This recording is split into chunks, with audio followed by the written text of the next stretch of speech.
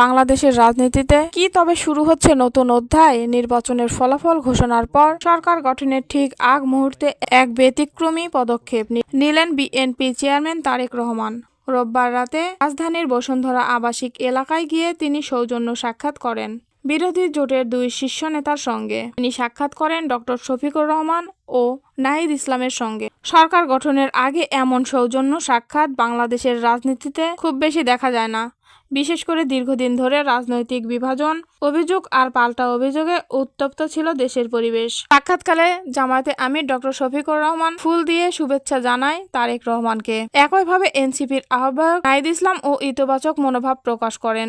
এই দৃশ্য অনেকের কাছেই ছিল অপ্রত্যাশিত, কারণ নির্বাচন পরবর্তী সময় সাধারণত হয় উত্তেজনার, কিন্তু এবার দেখা গেল সৌজন্যের বার্তা। জামায়াত ও এনসিপি এই দুই দলই জানিয়েছে এই সাক্ষাৎ ছিল সৌজন্যমূলক ও ভবিষ্যৎ রাজনৈতিক সমন্বয়ের ইঙ্গিতবাহী। এনসিপির সদস্য সচিব বলেন, এই ধরনের সাক্ষাৎ দেশের রাজনৈতিক সংস্কৃতিকে ইতিবাচক পথে এগিয়ে নিতে সহায়ক হতে পারে। রাজনৈতিক বিশ্লেষকদের মতে এটি শুধু আনুষ্ঠানিকতা নয়, বরং ভবিষ্যৎ সম্ভাবনা, কৌশলগত বোঝাপড়ার ইঙ্গিত হতে পারে। প্রশ্ন উঠেছে, এটি কি কেবল সৌজন্য সাক্ষাৎ নাকি সরকার গঠনের আগে জোটগত সমন্বয়ের অংশ?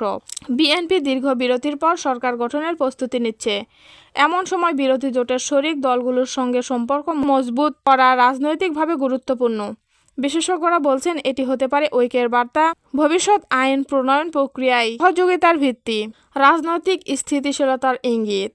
বাংলাদেশের রাজনীতি দীর্ঘদিন ধরে সংঘাতমুখী, কিন্তু এই সৌজন্য সাক্ষাৎ নিয়মিত সংলাপে রূপ নেয়। তাহলে কি এটা হতে পারে একটি রাজনৈতিক সংস্কৃতির সূচনা? ফুল দিয়ে শুভেচ্ছা হয়তো একটা ছোট প্রতীক, কিন্তু এর মধ্যে দেওয়া বার্তা হতে পারে বড়। সরকার গঠনের আগে এমন পদক্ষেপ নিঃসন্দেহে আলোচনার কেন্দ্রবিন্দুতে।